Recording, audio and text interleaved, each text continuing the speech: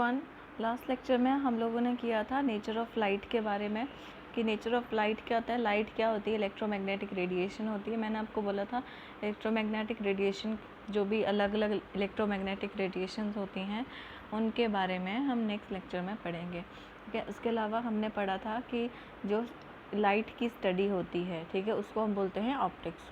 ठीक है, उसके बाद में हमने ये देखा था कि लाइट किस तरह से एक वेव की तरह भी काम करती है और लाइट क्या है, एक पार्टिकल भी है।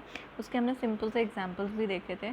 अगर हम थोड़ा सा कम्प्लेक्स एग्जांपल्स देखेंगे तो वो आर्ट्स के स्टूडेंट्स को मे बी ना पता चले, इसलिए मैंने आपको सिंपल एग्जांपल दिए थे जो आप डे टू डे लाइफ में रिलेट कर सकते हो। ठीक है, अब बात आती है उसके बाद में, अब आता है इलेक्ट्रोमैग्नेटिक स्पेक्ट्रम। अब इलेक्ट्रोमैग्नेटिक स्पेक्ट्रम होता क्या है एग्जैक्टली?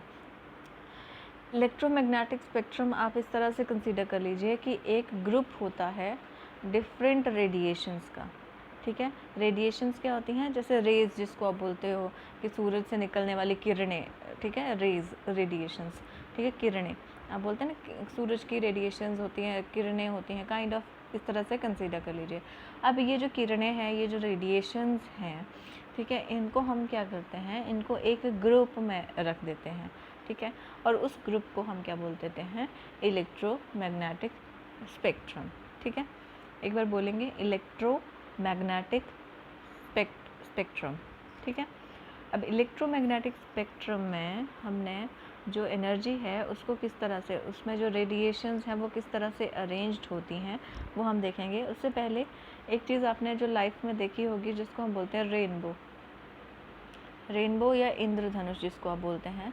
इंद्रधनुष सब ने अपनी लाइफ में देखा होगा, जब भी बारिश होती है और बारिश के बाद में जैसे ही धूप निकलती है तो आपको जनरली जो है वो रेनबो देखने को मिलता है। ठीक है, और रेनबो में कितने कलर्स होते हैं? 7 कलर्स होते हैं। कौन कौन से? जिनको हम इस तरह से विबग्योर जिसको हम बोल सकते हैं, VIBGYOR,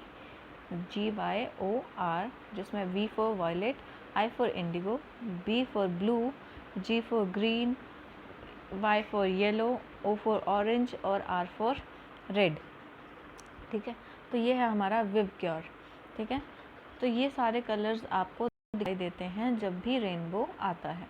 ठीक है, अब ये जो सारे कलर्स जो आपको दिखाई देते हैं, जैसे वॉयलेट हो गया, इंडिगो हो गया, ठीक है, ब्लू हो गया, ठीक है, फिर येलो हो गया, ठीक है, सॉरी ग्रीन हो गया, येलो हो गया, फिर ऑरेंज हो गया और रेड हो गया, ये सारे कलर्स आपको दिखते हैं। ये जो कलर आपको दिखते हैं इनको हम बोलते हैं लाइट। ठीक है, ये जो रेनबो के कलर्स हैं, जो कलर्स हमें दिखाई देते हैं, ठीक है, जो जो कलर्स हमें विजिबल होते हैं उनको हम क्या बोलते हैं? Visible light. अब आप लोगों के ध्यान में एक चीज़ आ रही होगी कि इसमें तो ब्लैक है ही नहीं, पर ब्लैक कलर के हमें चीज़ें दिखती हैं। ठीक है, उसके अलावा यहाँ पे मजेंटा कलर जिसको आप बोलते हैं, ठीक है, बहुत से ऐसे कलर्स हैं, जैसे पीच हो गया, वो कलर तो आपको दिखता है पर यहाँ तो है ही नहीं। आपको एक चीज़ पता होगी कि हमारे जब आप लोग ड्राइंग पढ़ते होंगे, अगर आपने 8th तक पढ़ी होगी ड्राइंग, इसमें होता है कि एक रेड, ग्रीन और ब्लू, ये 3 प्राइमरी कलर्स हैं। ठीक है, और इन कलर्स के अलग अलग कॉम्बिनेशन से हमारे पास में आते हैं कुछ सेकेंडरी कलर्स, और उनका कॉम्बिनेशन करके हमारे पास में आते हैं टर्शरी कलर्स। ठीक है, तो एक्चुअल में जो भी रंग हमें दिखते हैं वो इन सभी कलर्स का मिक्सचर ही होता है। ठीक है, तो विजिबल लाइट बेसिकली क्या है? विजिबल लाइट वो लाइट है जो हमें दिखाई देती है। ठीक है, तो दिस इज़ विजिबल लाइट। अब इलेक्ट्रोमैग्नेटिक स्पेक्ट्रम की बात कर रहे थे, मैंने आपको इलेक्ट्रोमैग्नेटिक स्पेक्ट्रम में क्या बताया कि वो सारी रेडिएशंस का ग्रुप होता है जो हमारे पास में एग्जिस्ट करती हैं। ठीक है, अब इलेक्ट्रोमैग्नेटिक स्पेक्ट्रम में सबसे पहली चीज़ जो चीज़ आपको दिख जाती है, तो मैंने आपको क्या बोल दिया कि वो क्या है? Visible light. जो आपको दिख रहे हैं रंग यूनिवर्स में, जो आपको रेनबो दिख रहा है, वो क्या है? आपकी विजिबल लाइट। अब यहाँ पे कौन सा कलर मैंने आपको बताया था? यहाँ पे है वॉयलेट, इंडिगो, ब्लू, देखो ग्रीन, येलो, ऑरेंज और रेड। ठीक है, अब इसमें से सबसे स्ट्रॉन्ग कलर किसको आप बोलेंगे? कौन सा कलर आपको लगता है कि जिसमें ज़्यादा एनर्जी होती है? ब्लू कलर में या रेड कलर में? जस्ट थिंक अबाउट इट कि इन कलर्स में ज़्यादा एनर्जी, इस कलर में ज़्यादा एनर्जी होगी। यहाँ पे लिखा भी हुआ है, बट आप अपने दिमाग से इस तरह से सोच के देखिए कि आपको क्या लगता है कि रेड कलर में ज़्यादा एनर्जी होनी चाहिए या ब्लू कलर में होनी चाहिए। इसका एक सिंपल सा एग्जांपल देख लेते हैं। आप लोगों ने घर में गैस देखी होगी, ठीक है। तो जो गैस होती है, गैस में जब सिलेंडर में फुल, जो पूरी जो एलपीजी गैस है फुल होता है, सिलेंडर पूरा फुल होता है, तब जो हमारी फ्लेम है उसका कलर क्या आता है? ब्लू, ठीक है। और जब हमारे सिलेंडर में से जो गैस है उसकी क्वांटिटी कम होने लग जाती है तो हमारी फ्लेम का कलर क्या हो जाता है? रेड। तो स्ट्रॉन्ग कलर कौन सा हुआ? ब्लू। ब्लू कलर में ज़्यादा एनर्जी हुई, ठीक है, एनर्जी वाइज। स्ट्रॉन्ग मतलब एनर्जी वाइज, जिसमें ज़्यादा हीट हो सकती है, ज़्यादा एनर्जी होगी, तो वो कौन सा होगा? ब्लू। और लो एनर्जी वाला कौन सा कलर होगा हमारा? रेड, ठीक है। तो इसमें सबसे ज़्यादा एनर्जी वाला कौन सा कलर हो गया हमारे पास में? ये वाले कलर्स में ज़्यादा एनर्जी होगी और ये वाले कलर्स में कम एनर्जी होगी। समझ में आया? तो एनर्जी वाइज आपको ये चीज़ें पता होनी चाहिए कि कौन से कलर में ज़्यादा एनर्जी है।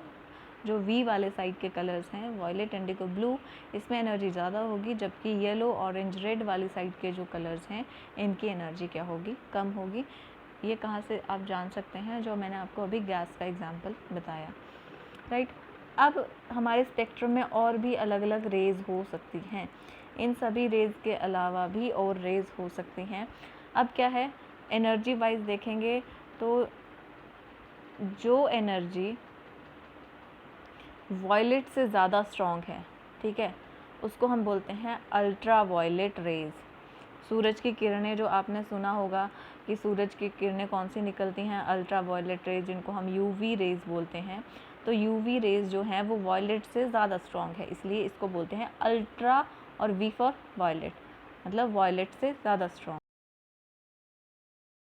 आपकी एक्स रेज़, एक्स रेज़ कौन सी होती हैं? जो कि आपके जो आपने एक्स रेज़ सुना होगा, आप एक्सरे करवाने जाते हैं, ठीक है। अब ये जो हमारी विजिबल लाइट है ना, इसके पास में इतनी कैपेसिटी नहीं होती है कि हमारे शरीर के आर पार निकल जाए, ठीक है। अब वो ब्लॉक हो जाती है, इसलिए हमारी परछाई बन जाती है। बट एक्स रेज़ में क्या होता है? एक्स रेज़ जो होती है, हमारा जो जो मसल्स हैं, जो हमारा मांस है हमारे शरीर में, उसको क्रॉस कर जाती है, ठीक है। बस वो हमारी बोन्स को क्रॉस नहीं कर पाती है, इसलिए हमारे शरीर का एक्सरे बन के आ जाता है, जिसमें हमारे शरीर की सिर्फ हड्डियाँ ही नज़र आती हैं। समझ में आया? और एक्स रेज से ज़्यादा स्ट्रॉन्ग कौन सी होती है? हमारी गामा रेज, ठीक है। अब ये होगी स्ट्रेंथ वाइज कि वायलेट से स्ट्रॉन्ग कौन सी थी। अब बात करते हैं इस साइड की, दूसरी साइड की। रेड से जो वीक होगी, रेड कलर से जिसकी जो एनर्जी है वो कम होगी, उसको हम बोलेंगे इन्फ्रा, और आगे क्या है? रेड। तो रेड से क्या हो गया? ये वीक है, इंफ्रा रेड, ठीक है। आप लोग कभी गेम्स खेलते हैं तो आप लोगों के पास में एक आता है प्रो मोड आ गया, अल्ट्रा मोड आ गया, ठीक है। तो अल्ट्रा मीन्स हमेशा ज़्यादा होता है, इंफ्रा मीन्स लेस, ठीक है। उसके बाद में इंफ्रा रेड रेज। उसके बाद में आती हैं आपकी रेडार वेव्स। आपने रेडार के बारे में पढ़ा होगा, रेडार, सोनार, ठीक है। उसके बाद में आपकी आती है, सॉरी रेडार नहीं होगा बच्चे, यहाँ पे रेडियो होगा, ठीक है, रेडियो वेव्स। उसके बाद में होगा वेव्स, उसके बाद में एएम, ठीक है। तो ये सारी जो वेव्स हैं, इतनी ज़्यादा आपको याद करने की ज़रूरत नहीं है। आप लोग इतना याद रख सकते हैं, ये वाली कलर रेज, बस सिंपल जो आपको याद रखने की ज़रूरत है वो इतनी सी ही वेव्स की है, ठीक है। पहले आती है आपकी विजिबल लाइट, फिर उसके बाद आएगी infra red, ultra violet, X rays, gamma rays भी इतना इम्पोर्टेंट आप याद नहीं रखेंगे, थोड़ी आपको नॉलेज होना चाहिए बस, ठीक है। इंफ्रा रेड, उसके बाद में आती है माइक्रोवेव, जो कि हमारे लिए इम्पॉर्टेंट है। माइक्रोवेव्स हमारे लिए इम्पॉर्टेंट क्यों हैं? माइक्रोवेव्स और रेडियो वेव्स हमारे लिए इम्पॉर्टेंट क्यों हैं? अब ये जो माइक्रोवेव्स और रेडियो वेव्स हैं वो यहाँ इंफ्रारेड वेव्स के बाद आती हैं। ये जो सारी आपकी एफएम, टीवी, रेडार जो भी यहाँ पे आ रही हैं, क्यों इम्पॉर्टेंट है? क्योंकि यहीं पे हमारे टेलीफोन के, जो हमारे मोबाइल के जो सिग्नल्स हैं वो कहाँ वर्क करते हैं? हमारे पास में माइक्रो और रेडियो वेव वाले सेक्शन में, ठीक है। अब यहाँ पे देखो, यहाँ पे थोड़ा उल्टा करके ये पिक्चर है, इसको आप चाहे रोटेट करके देख लो। ये हमारी विजिबल लाइट है, यहाँ पे वॉयलेट है, ये विवगी और उल्टा लिखा हुआ है इसमें, VIB, देखो वॉयलेट यहाँ है और रेड यहाँ है, ठीक है।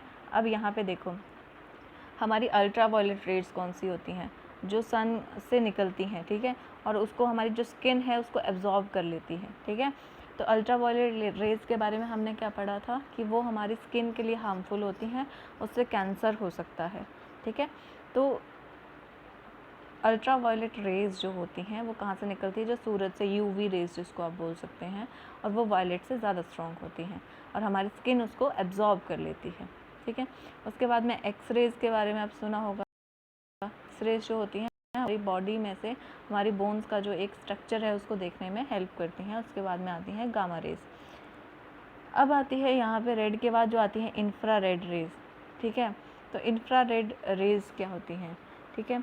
अब जो हमारे पास में इंफ्रा रेड रेज़ हैं वो रेड जो सिग्नल, जो रेड विजिबल लाइट है उससे कंपैरेटिवली वीक होती हैं, ठीक है। और इंफ्रा रेड के बाद में आता है आपका ये वाला माइक्रोवेव और रेडियो वेव्स, ठीक है। माइक्रोवेव्स कहाँ यूज़ होती हैं, माइक्रोवेव के बारे में सुना होगा आपने, ठीक है। कुकिंग के लिए यूज़ होती हैं, रडार सिग्नल्स के लिए यूज़ होती हैं, ठीक है। टेलीफोन्स के सिग्नल्स के लिए यूज़ होती हैं। और जो आपकी ये जो रेडियो वेव्स हैं, ठीक है, ये कौन सी होंगी, जो आपकी ये जो टेलीविज़न के ब्रॉडकास्ट टीवी में यूज़ होती हैं ज़्यादातर, ठीक है। तो ये हमारे लिए इम्पॉर्टेंट है। अब आप देख लीजिए कि आपकी जो मैंने आपको बोला था कि अगर आप अपना रूम बंद कर लेंगे कम्प्लीटली, आपका जो रूम है जिसमें कोई भी विंडो ना हो, ठीक है, तो क्या होगा, वहाँ पे सिग्नल वीक होता है, क्योंकि ये बहुत वीक सिग्नल्स होते हैं, ठीक है। और यही जो सिग्नल्स हैं, अगर ये सिग्नल्स मान लिया, अब सपोज़ करके देखते हैं, आप लोग बोलेंगे कि इतने वीक सिग्नल्स को मोबाइल के लिए क्यों रखा हमने, या टीवी के लिए इतने वीक सिग्नल्स क्यों रखे। आप इमेजिन करिए कि हम एक्स रेज़ को यूज़ कर रहे हैं डेटा ट्रांसमिशन के लिए, तो हम लोगों की जो स्किन है, जो हम लोगों का जो बॉडी है, उसके ऊपर कितना इफ़ेक्ट पड़ेगा। आप एक्स रेज़ हमारी बॉडी को, हमारी बॉडी में से जो हमारी मसल्स हैं उसको आर पार करने की क्षमता रखती हैं, ठीक है। तो ये रेज़ हार्मफुल होती हैं, इसलिए हमने वीक वेव्स को चुना जिनकी एनर्जी कम होती है, ठीक है। और वो सिग्नल को भी एक जगह से दूसरी जगह लेके जा सकते। इलेक्ट्रोमैग्नेटिक स्पेक्ट्रम है, इसको क्यों पढ़ा, क्योंकि हम ये देख सके कि हमारे पास में जो एनर्जी है, ठीक है, लाइट के जो डिफरेंट वेव्स हैं, हमने रेडियो वेव्स को क्यों चुना, हमने सिग्नल की ट्रांसमिशन करने के लिए, हमने एक जगह से दूसरी जगह भेजने के लिए रेडियो वेव्स ही क्यों यूज़ की। तो उसका सिंपल सा रीज़न यही है कि हम लोग क्या करते हैं, हम लोग सबसे वीक वेव्स को इसीलिए चूज़ करते हैं ताकि हमें हेल्थ की कोई भी दिक्कत ना आए, हेल्थ इश्यूज़ हमारे रिजॉल्व हो सकें, ठीक है। नेक्स्ट लेक्चर में हम लोग पढ़ेंगे ट्रांसमिशन मीडिया के बारे में, ठीक है।